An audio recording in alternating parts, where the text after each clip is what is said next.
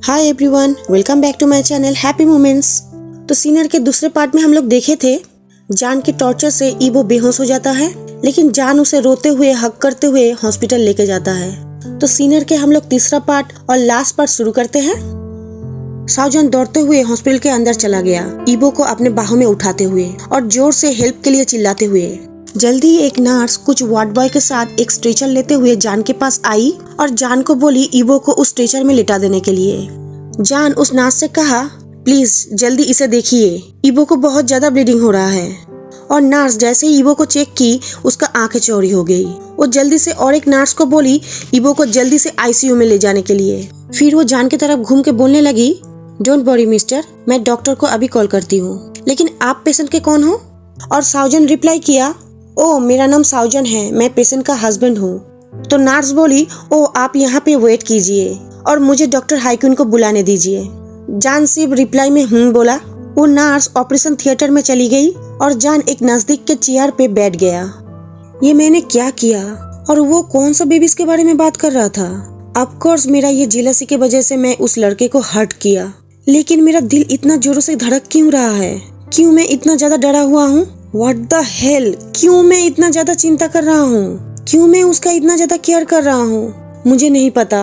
मैं उसे हॉस्पिटल लेके आया क्योंकि मैं नहीं चाहता उसे अगर कुछ हो जाए तो मैं किसी ट्रबल में फंस जाऊँ। हाँ, यही सही है। ओ गॉड प्लीज उसे और बेबीज को ठीक रखना, उन लोगों को कुछ ना हो।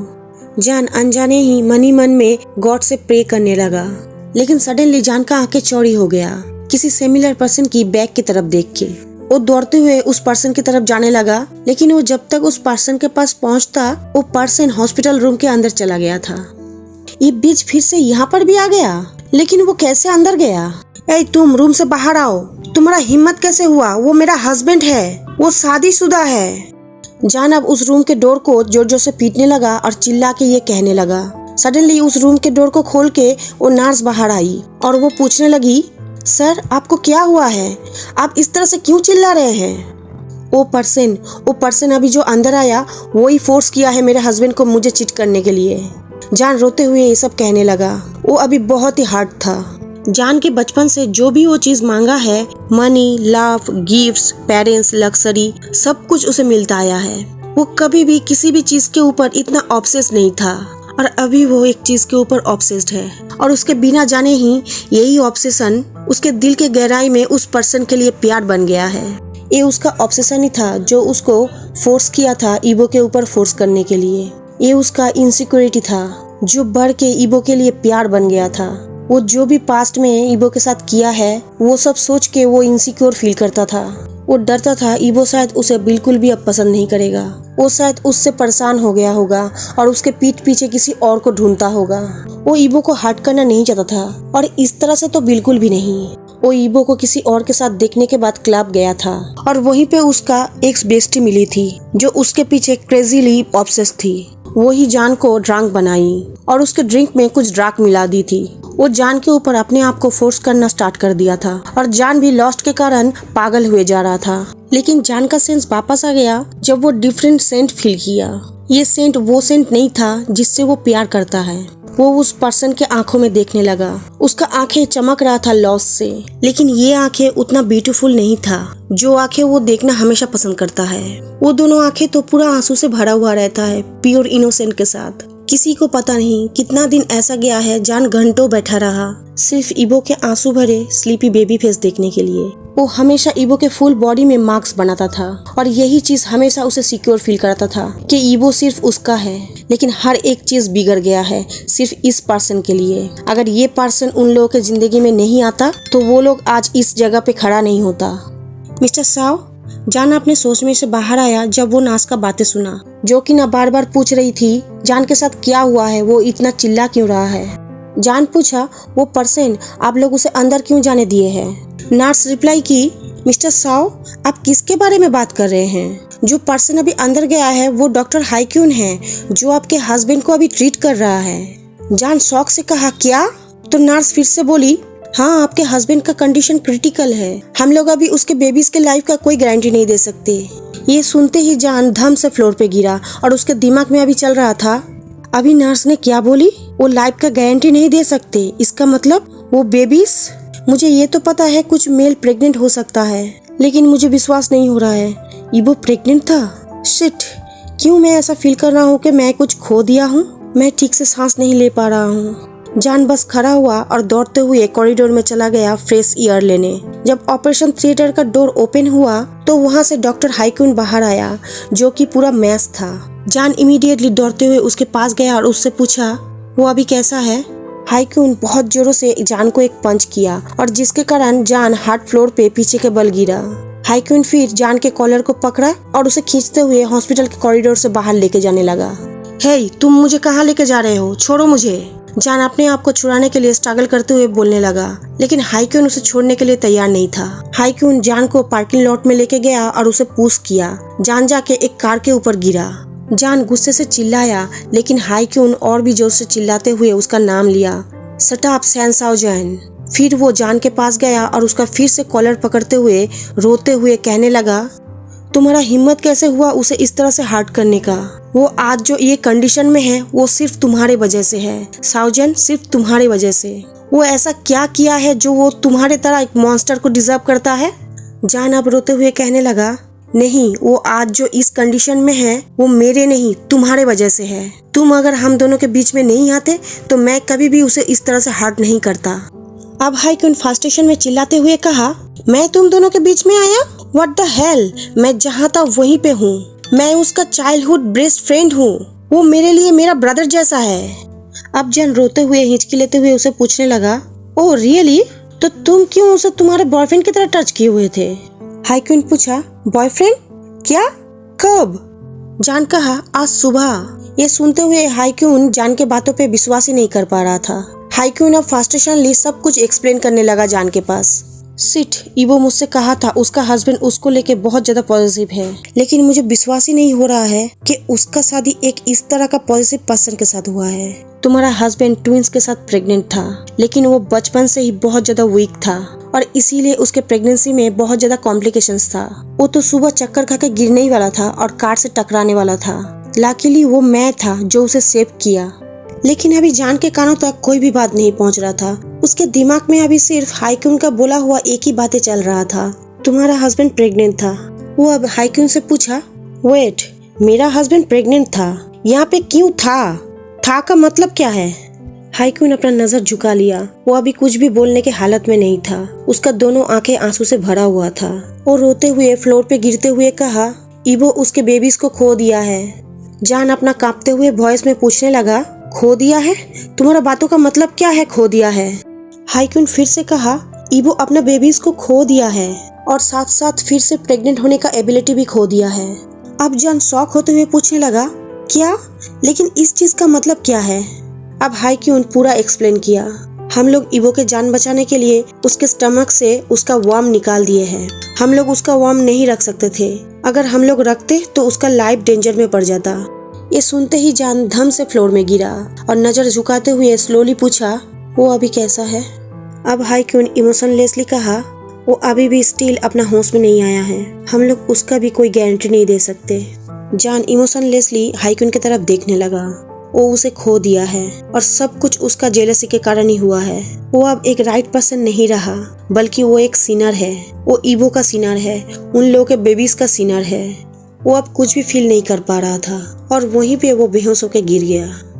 12 घंटा बाद जान अपना आंखें खोला, लेकिन फिर से वो अपना आंखें बंद कर लिया क्योंकि लाइट्स उसके आंखों को हर्ट कर रहा था।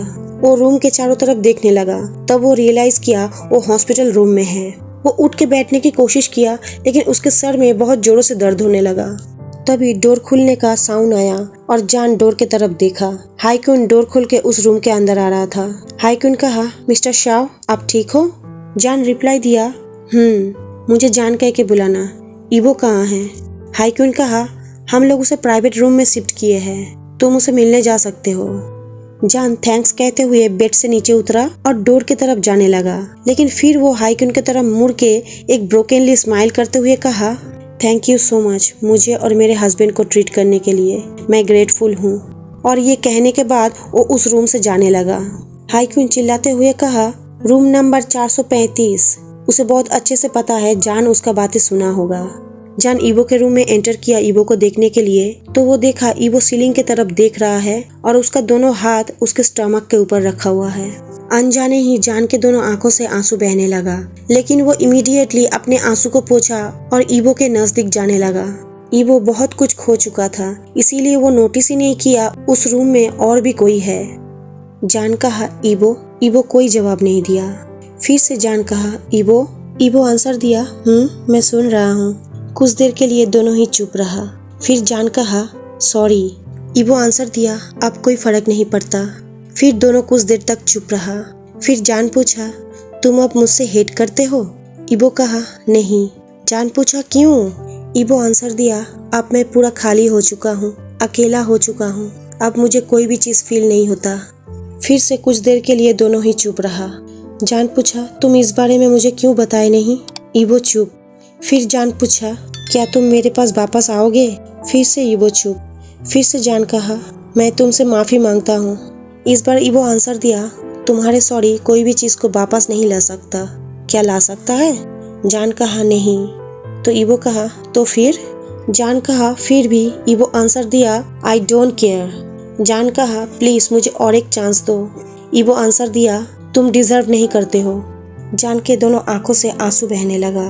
वो अभी इतना ज़्यादा हर्ट था, लेकिन वो इस बारे में किसी को नहीं बोल सकता। अब वो अपने आप से ही हेट करने लगा था। ये सारा चीज़ उसके इनसिक्योरिटी के कारण ही हुआ है। ईवो उसे बुलाया जान गा। तो जान उसके तरफ नज़र उठा के देखा। ईवो पूछा तुम रिग्रेट करते हो? जान कहा हाँ मैं करता हूँ। तो ईवो फिर से पूछा क्या तुम अपने आप को चेंज करोगे? जान फिर से आंसर दिया हाँ मैं अपने आप को चेंज करूँगा। ईवो फिर से पूछा क्या तुम एक गुड डैड बनोगे? तुम अपना हबी और अपने बच्चों का ख्याल रखोगे एक गुड बॉय की तरह? जान आंसर दिया हाँ मैं रखूँगा। वेट क्या? हैप्पी बर्थडे साओजान। और तभी उस रूम में हाईक्यून बहुत सारे लोगों के साथ एंटर किया चिल्लाते हुए। जान तो पूरा शॉक था, वो कुछ भी नहीं समझ पा रहा था। ईवो हंसते हुए कहा हैप्पी बर्थडे जान गा। जान हकलते हुए कहने लगा लेकिन ईवो बेबीज। हाईक्यून हंसते हुए कहा जान सब कोई ठीक है। तो जान आंखों में आंसू लेते हुए पूछा तो फिर क्यों तुमने ऐसा किया? हाईक्यून कहा तुम्हारा गलती तुम्हें रियलाइज करवाने के लिए और ईवो के लिए तुम्हारा क्या फीलिंग्स है ये भी तुम्हें समझाने के लिए। जान कहा तो इसका मतलब? हाईक्यून हंसते हुए कहा हाँ दोनों बेबीज और मम्मी तीनों ही ठीक है, तीनों ही सेफ है। ऑफ कोर्स मैं ऐसे ही बिना बात के इतना फेमस गायनोकोलॉजिस्ट नहीं हूँ। लेकिन जान अभी बहुत ही ज्यादा हैप्पी था। वो सडनली फील करने लगा उसके आसपास सारा चीज उसे बहुत अच्छा लग रहा है। वो जान करके ईवो के पास गया और ईवो को टाइटली हक कर लिया, जैसे उसका लाइफ इसी के ऊपर डिपेंड हो। हाँ ये तो सच है, ईवो उसका लाइफ है और जो दोनों न्यू आने वाला है वो दोनों उसका वर्ल्ड है। जान रोते हुए बोलने लगा I am so sorry evo, मैं तुमसे मेरे किए की माफी मांग रहा हूँ। मैं तुम्हें अब कभी भी हर्ट नहीं करूँगा। ईवो जस्ट हंसते हुए जान को हक बैक किया। हाईक्यून रियलाइज किया उन दोनों को अभी थोड़ा सा अकेला टाइम चाहिए, तो वो सबको आंखों से इशारा किया और सबके साथ उस रूम से चला गया, वो कपल को अकेला छोड़ के। जानगा मेरे तरफ देखो। नहीं। क्यों? मैं तुम्हें हक करना चाहता हूँ। तुम्हारा मतलब है कडल? ठीक है बेड के ऊपर आ जाओ, कडल करते हैं। तुम मुझे छोड़ के नहीं जाओगे?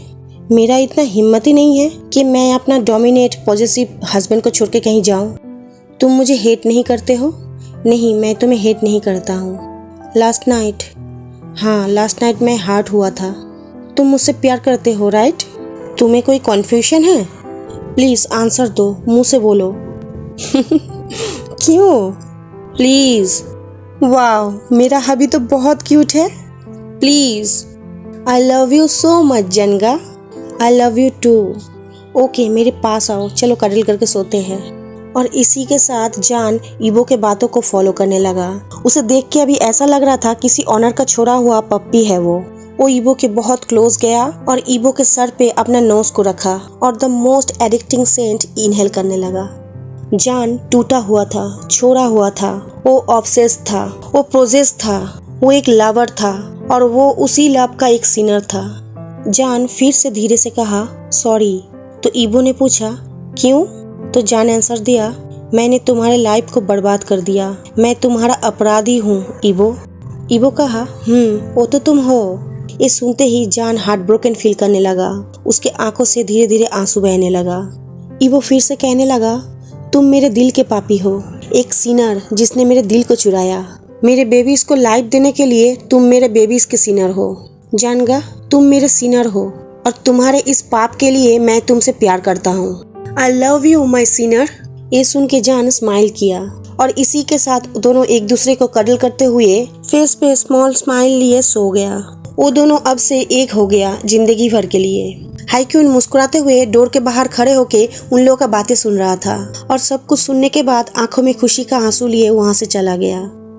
ये उन दोनों का स्टोरी है, ये उन दोनों का पाप है। वो दोनों प्यार का पापी है और प्यार के लिए ही वो दोनों ये पाप किया।